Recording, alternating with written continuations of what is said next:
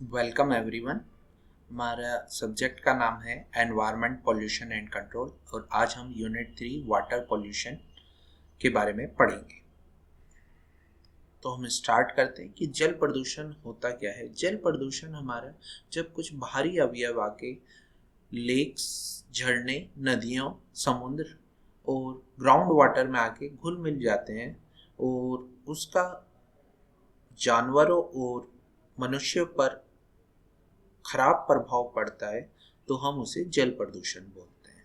इसमें कुछ भी केमिकल्स हो सकते हैं, कुछ भी बाहरी अवयव हो सकते हैं जो वाटर में घुल मिल जाते हैं और हमारी बॉडी पर उसका बहुत बुरा प्रभाव पड़ता है, तो उसको हम जल प्रदूषण बोलते हैं। पोल्यूशन प्रदूषण जो मनुष्यों पर प्रभाव डालता है या वातावरण पर प्रभाव डालता है या किसी पेड़ पौधों या पशुओं पर प्रभाव डालता है, वो जल प्रदूषण के अंतर्गत आते हैं। इससे जल के केमिकल प्रॉपर्टीज पर फर्क पड़ता है, उसकी बायोलॉजिकल प्रॉपर्टीज पर फर्क पड़ता है और जिससे हमारे जो जीवित प्राणी है उन पर प्रतिकूल प्रभाव पड़ता है। अब जल प्रदूषण के प्रमुख स्रोत क्या हैं? तो हम जल प्रदूषण को दो भागों में बांट सकते हैं, बिंदु और गैर स्रोत। बिंदु और गैर स्रोत। तो सबसे पहले हम बिंदु स्रोत के बारे में बोलेंगे, पॉइंट सोर्स। पॉइंट सोर्स हमारे होते हैं जो सिंगल सोर्स होते हैं, जैसे सीवरेज प्लांट्स हो सकते हैं जो सीधे हमारे, या कुछ फैक्ट्रीज हो सकती हैं जो हमारे सीधे जाके नदियों में के पानी में मिल जाते हैं और जिससे जल प्रदूषण फैलता है। नॉन पॉइंट्स हमारे कुछ भी हो सकते हैं कि हमारे वर्षा से जगह जगह से प्रदूषण होता हुआ आया और वो एक जगह आके मिल गया, तो वो मेनली वो आपकी मृदा में प्रदूषण था, तो उसकी वजह से अब वो जल में मिल गया है, जिसकी वजह से जल प्रदूषण फैल गया है।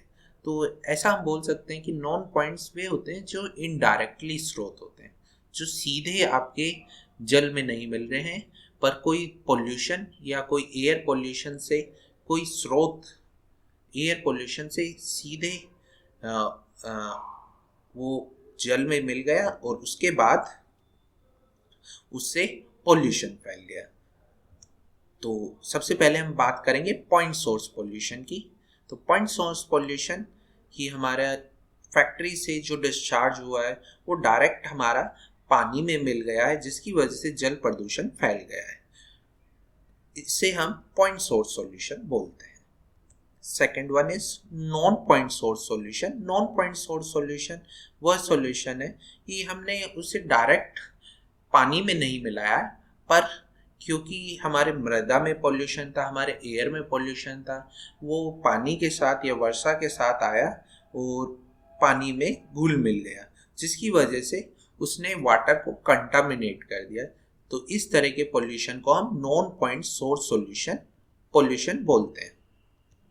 नेक्स्ट कि कितने प्रकार हो सकते हैं पॉल्यूशन के।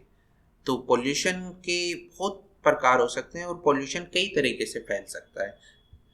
इसमें फर्स्ट वन है न्यूट्रिएंट पॉल्यूशन। न्यूट्रिएंट्स पॉल्यूशन की जब हमारे पानी में न्यूट्रिएंट्स की कमी हो जाती है। ये न्यूट्रिएंट्स की कमी हमारी होती है क्योंकि उसमें कुछ हमारे एलेग या वीड ग्रोथ होने लगती है पानी के अंदर, जिसकी वजह से हमारे कार्बनिक मलबे और अपशिष्ट हमारे पानी में घुल मिल जाते हैं, जिसकी वजह से हमारे ऑक्सीजन की कमी होने लगती है और कुछ न्यूट्रिएंट्स की भी पानी में कमी होने लगती है।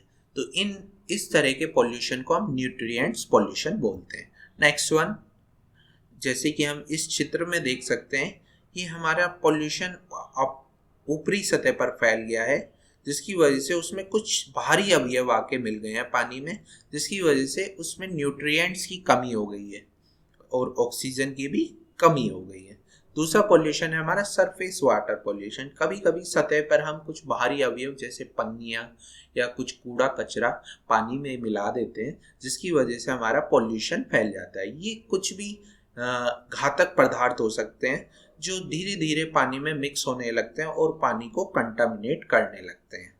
जब ये नदियों, झरने और ओशियन में मिल जाते हैं तो ये सेटल्ड हो जाते हैं और वहाँ पे धीरे धीरे अपघटित होने लगते हैं। तो स्टार्टिंग में तो ये पॉल्यूशन सरफेस पे होता है, पर धीरे धीरे ये सेटल्ड होने लगता है।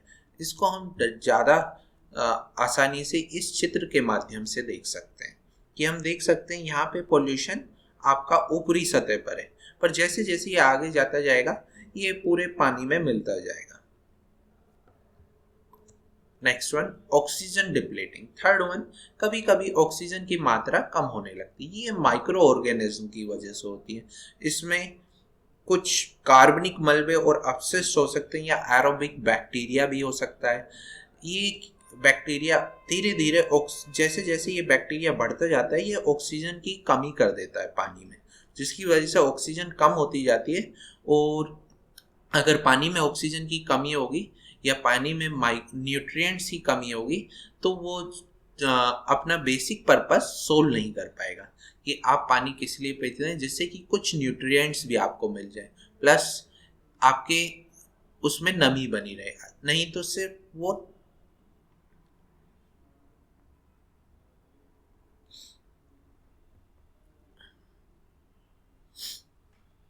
नहीं तो पानी सिर्फ आपके नमी को बरकरार रखेगा और कोई उसमें न्यूट्रिएंट्स आपको नहीं मिलने वाला। और ऑक्सीजन की मात्रा अगर कम होगी तो आप थोड़ा थका हुआ महसूस करेंगे। और अगर पानी में ऑक्सीजन की कमी होने लगती है तो उसमें कुछ हार्मफुल टॉक्सिन्स भी पैदा होने लगते हैं। ऑक्सीजन उन टॉक्सिन्स की मात्रा कम कर देती है, जैसे अमोनिया और सल्फाइड उसमें घुलने लगता है अगर ऑक्सीजन की कमी होगी। और अगर पानी में अगर आप जहर पी रहे हैं तो आप सोच ही सकते हैं उससे आपके शरीर पर क्या प्रतिकूल प्रभाव होगा। नेक्स्ट हम ये देख सकते हैं कि मनुष्य पर ही इसका प्रतिकूल प्रभाव नहीं पड़ता। इसमें जो आपके पशु या मछलियाँ जो पानी में रहती हैं उन्हें पर भी उनका प्रतिकूल प्रभाव पड़ता है। इस चित्र के माध्यम से हम समझ सकते हैं। नेक्स्ट हमारा ग्राउंड वाटर पोल्यूशन। जो हमारा पानी ग्राउंड में है, मतलब कि जो मृदा के काफी नीचे है, जिसे हम अंडरग्राउंड वाटर बोलते हैं, अगर उसमें भी पोल्यूशन होने लगे कि उसमें भी कुछ भारी अवयव या कुछ अपशिष्ट पदार्थ आके मिलने लगे तो उसे हम ग्राउंड वाटर पोल्यूशन बोलते हैं।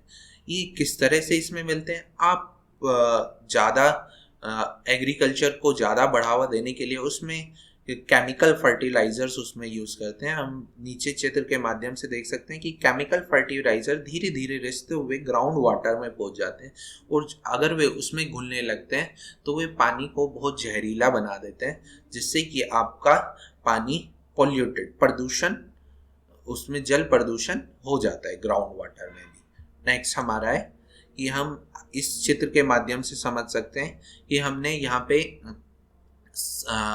पानी हम यहाँ से निकाल रहे हैं और उसमें हम ऑयल भी डाल रहे हैं और उसमें हम फर्टिलाइज़र भी डाल रहे हैं, तो वो धीरे धीरे रिसते हुए ग्राउंड वाटर में पहुँच जाता है। और ग्राउंड वाटर अगर आप डायरेक्टली यूज़ कर रहे हो बिना ट्रीटमेंट के तो यह सभी जीवों के लिए या मनुष्य तो फिर भी इसे प्योरीफाई कर लेता है, पर जितने भी जीव जंतु हैं वो सीधे पानी को सीधे पीते हैं। और उनका अगर सिर्फ मनुष्य को ही जीवित रहना है और जीव जंतुओं को आप जीवित नहीं रखोगे तो उसका बहुत ज़्यादा प्रतिकूल प्रभाव पड़ेगा मनुष्य की जिंदगी पर भी और सभी जीव जंतुओं की, क्योंकि अगर नेचर डिस्टर्ब हुई तो उसका कुछ ना कुछ इफेक्ट सभी पर पड़ेगा। Next microbiological. अगर कुछ माइक्रो ऑर्गेनिज्म जैसे वायरस, बैक्टीरिया और प्रोटोजोआ पानी में फैलने लगते हैं गंदगी के कारण, तो उसकी वजह से जो पोल्यूशन होगा उससे मछलियाँ या जो भी पशु जो भी पानी में रहते हैं उन पर प्रतिकूल प्रभाव पड़ता है। और हम ये देख भी सकते हैं कि कई बार न्यूज़ में आता रहता है कि इतनी मछलियाँ वहाँ मर गई हैं। तो ये सब माइक्रोबायोलॉजिकल इफेक्ट होता है कि कुछ माइक्रो वायरस या बैक्टीरिया या प्रोटोजोआ उसमें फैल जाता है। नेक्स्ट, कई जगह क्योंकि पानी डायरेक्ट ही पिया जाता है, सब जगह वाटर ट्रीटमेंट पॉसिबल नहीं है, तो वहाँ पर इसका प्रतिकूल प्रभाव पड़ेगा अगर आप जल प्रदूषण बहुत ज़्यादा फैलाते हैं। इन चित्रों के माध्यम से हम देख सकते हैं कि कई जगह गंदा पानी यूज़ किया जाता है और उससे मनुष्य पर और सभी जीव जंतुओं पर बहुत प्रतिकूल प्रभाव पड़ता है। सस्पेंडेड मैटर्स जो भी अवयव पानी में सीधे घुल मिल जाते हैं उन्हें हम पार्टिकुलेट मैटर या सस्पेंडेड मैटर कहते हैं। ये एक टाइम के बाद तो पानी में सेटल्ड हो जाते हैं और धीरे धीरे उसमें घुलने मिलने लगते हैं। इस चित्र के माध्यम से हम समझ सकते हैं कि जो जो भी समुद्र में धीरे धीरे सेटल्ड हो गए हैं वो धीरे धीरे घुलेंगे और उससे कुछ ना कुछ प्रदूषण फैलेगा। केमिकल वाटर पोल्यूशन, कई इंडस्ट्रीज या फार्मर्स जो केमिकल्स डालते हैं, फर्टिलाइजर डालते हैं, उसकी वजह से जो पोल्यूशन होता है that is chemical water pollution, कि वो पानी में धीरे धीरे घुल जाता है और इससे पानी से साफ करना बड़ा मुश्किल होता है। तो अगर हम उसमें कुछ मेटल्स मिल सकते हैं, कुछ धातु मिल सकते हैं, कुछ ऐसे पॉल्यूटेंट्स मिल सकते हैं जो बहुत ही हार्मफुल इफेक्ट डालते हैं। एक्वाटिक लाइफ मतलब कि जो भी आपके समुद्र में पाए जाने वाले जीव जंतु हैं या फिर आपका जो भी उस पानी को यूज़ कर रहा है उस पर वे बहुत प्रतिकूल प्रभाव डालते हैं और इसकी वजह से जीव जंतु इनफर्टाइल हो जाते हैं या मर जाते हैं। नेक्स्ट, हम देखते हैं कि जगह जगह हम केमिकल फैक्ट्री से डायरेक्ट पानी उसमें मिला देते हैं, तो उससे बहुत ही प्रतिकूल प्रभाव होता है। इससे ऑक्सीजन की मात्रा भी पानी में कम होती चली जाती है, जिसकी वजह से जीव जंतु जो पानी के अंदर रहने वाले हैं उनको ऑक्सीजन प्रॉपर अमाउंट में नहीं मिल पाती है, जिसकी वजह से वे या तो बहुत जल्दी प्राण त्याग देते हैं या फिर इनफर्टाइल हो जाते हैं कि वे अपनी अगली पीढ़ी पैदा नहीं कर पाते। ऑयल स्प्लेज, हमारा ऑयल लीक हो जाता है, हम न्यूज़ में देखते भी रहते हैं कि ऑयल हमारा लीक हो गया, जिसकी वजह से हमारे जो समुद्री जीव हैं उन पर प्रतिकूल प्रभाव पड़ता है और इसमें वे अपनी लाइफ खत्म हो जाती है, क्योंकि अगर ऑयल धीरे धीरे लीक होके बहुत दूर तक पहुंच जाता है। तो नेक्स्ट है industrial causes of water pollution. Industry से हमारा वेस्ट कभी कभी हम डायरेक्ट उसमें भेज देते हैं नदियों में, क्योंकि इंडस्ट्री अगर डायरेक्ट नहीं भेजेगी तो उसकी मैन्युफैक्चरिंग कॉस्ट बढ़ जाती है, उसे वेस्टेज को किसी तरह डंप करना होगा, तो वो सीधा सॉल्यूशन ये देखती है कि उसे वाटर में डंप कर दे जिससे वो वाटर चला जाए, पर उससे बहुत प्रतिकूल प्रभाव पड़ता है। सेकंड, जो इंडस्ट्री से एयर पोल्यूशन फैलता है उसकी वजह से एसिड रेन्स होती है, जिसका भी सभी जीव जंतुओं पर बहुत प्रतिकूल प्रभाव पड़ता है कि आप सीधे एसिड के कांटेक्ट में आ जाते हैं। नेक्स्ट है oil pollution by oil industry. अभी हमने पीछे चित्र के माध्यम से देखा था कि कभी कभी शिप से हमारा ऑयल लीक हो जाता है, जिसकी वजह से कई मेजर प्रॉब्लम होती हैं कि हमारे जो जीव जंतु हैं वे धीरे धीरे उनकी लाइफ पर प्रतिकूल प्रभाव पड़ने लगते हैं या फिर वे इनफर्टाइल हो जाते हैं और इस प्रोसेस में कुछ एनिमल मर भी जाते हैं, तो हमें ये कम से कम फैलाना चाहिए। नेक्स्ट, हम देख सकते हैं कि हमारे इस डायग्राम से आप देख सकते हो कि आप जो ऑयल इंडस्ट्रीज है उसका आसपास का एरिया किस तरह से होगा। अगर हम इसे क्लीन नहीं रखेंगे तो ये सब मलबा समुद्र में ही जाना है, ठीक है, और इस समुद्र में जब ये फैलेगा तो इसका बहुत ही प्रतिकूल प्रभाव पड़ेगा।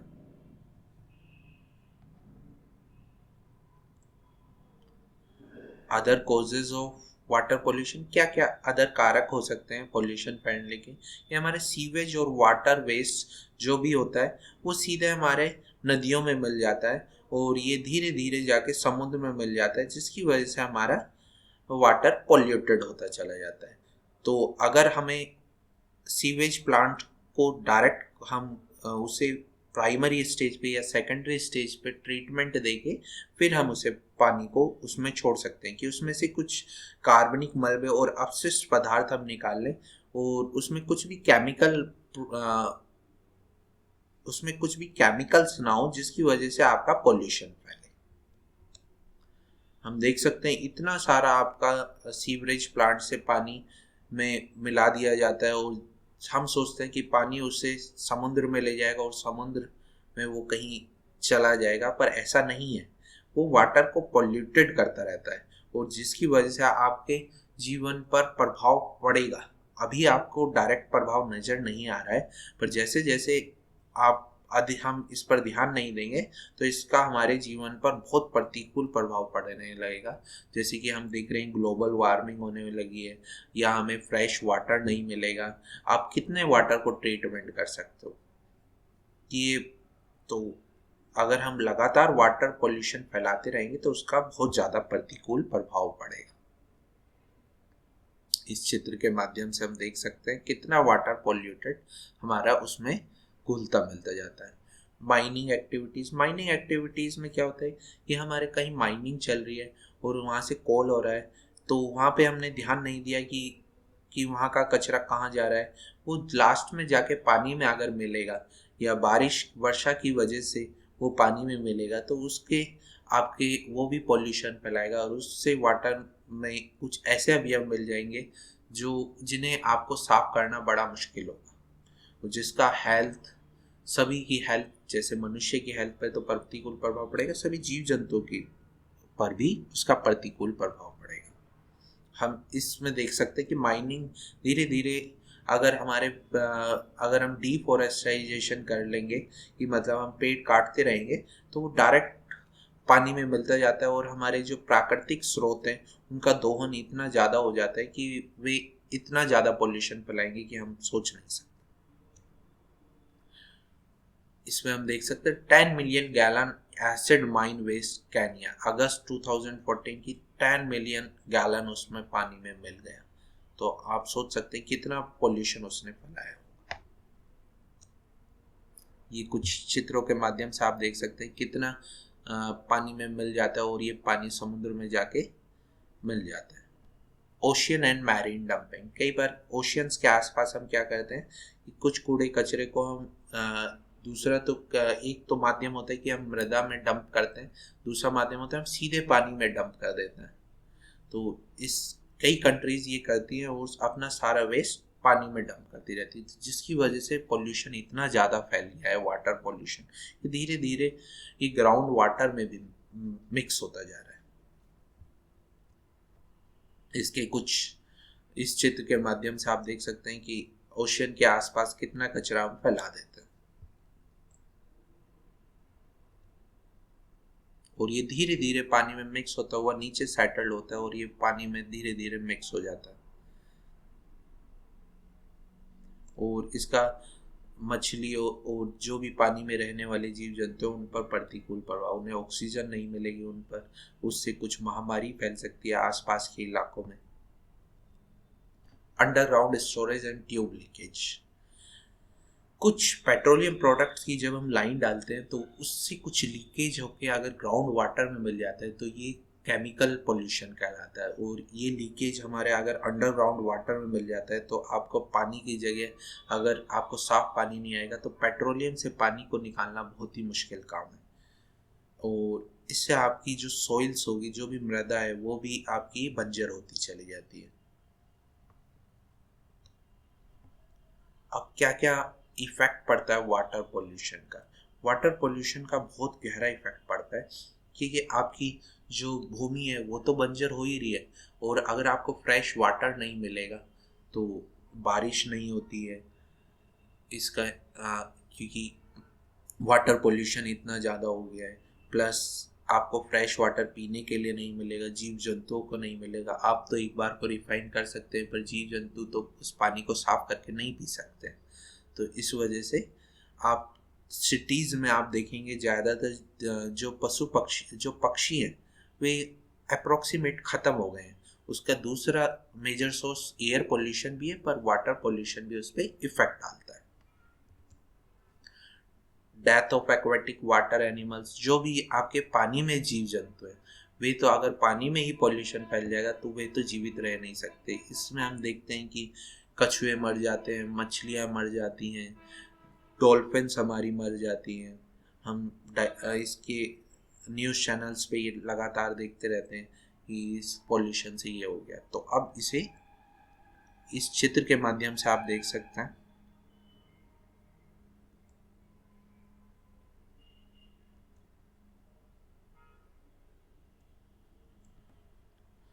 हमारी फूड चेन इससे इफेक्ट होती है। कई जो कंट्रीज है उनकी इससे फूड फिशरीज पे ही उनकी ज़िंदगी चलती है कि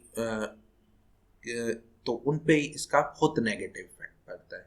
ह्यूमन ऑल्सो ईट फिश। अगर फिश आपकी कंटामिनेट कुछ खाती है तो अगर आप उसको उस मछली को अगर यूज़ करते हैं खाने में तो उससे आप पे भी कुछ इफेक्ट पड़ेगा। और ऐसा नहीं कि हम मछली खाना कि अगर आप कहेंगे कि हम तो शाकाहारी हैं, मांसाहारी नहीं हैं, पर कुछ लोगों की ज़िंदगी जहाँ खेती इतनी ज़्यादा नहीं है वहाँ तो फिश इंडस्ट्रीज ही चलेगी। और अगर हमारे उससे कुछ मेटल्स जैसे लेड, कैडमियम और ये टिनी पार्टिकल्स अगर ये मछलियाँ खाती रहेंगी तो उसका बहुत ज़्यादा इफेक्ट पड़ने वाला है। और ऐसा हो सकता है कि कुछ लोग कहें सर हम तो शाकाहारी हैं, हम तो पहले से ही कहते हैं कि शाकाहारी जीवन पे, पर कुछ दवाइयाँ ऐसी होती हैं जो फिशेस के उससे बनती हैं तो उसका भी इफेक्ट आएगा। डिसीजेस, कौन कौन से डिसीजेस हो सकती है, जैसे कोलरा फैलता है एज अ रिजल्ट ऑफ पूरिंग, जो भी आपकी वाटर से रिलेटेड बीमारी है जैसे कोलरा है, हेपेटाइटिस है, ये सब बीमारियां पानी के उससे फैलती हैं। और अगर आप कंटामिनेट वाटर पीते रहोगे तो ये बीमारियां लगातार महामारी के रूप में फैल सकती हैं।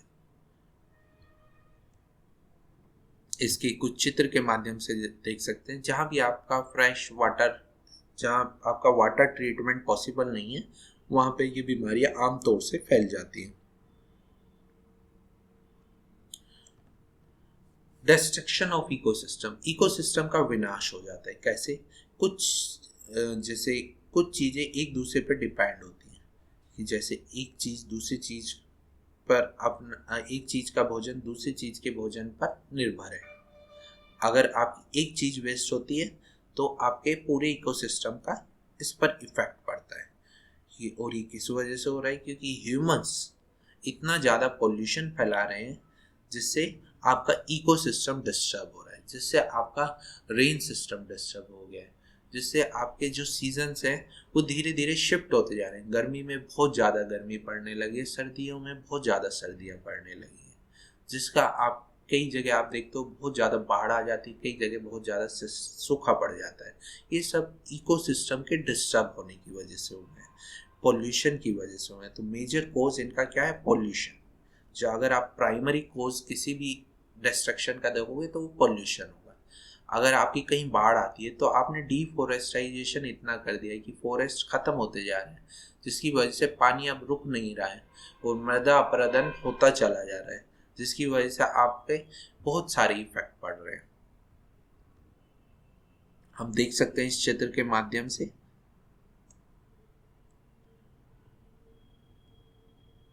कि आपका मृदा अपरदन होता जा रहा है। पानी जहाँ से भी गुजरेगा, क्योंकि वहाँ पेड़ ही नहीं है तो वो काटता चला जाएगा भूमि को। और अब मेन क्वेश्चन आता है कि कैसे हम वाटर पोल्यूशन को रोक सकते हैं। कि अब इसके लिए आप सिर्फ गवर्नमेंट पर आप जिम्मेदारी नहीं छोड़ सकते, सबको अपने एफर्ट्स करने होंगे।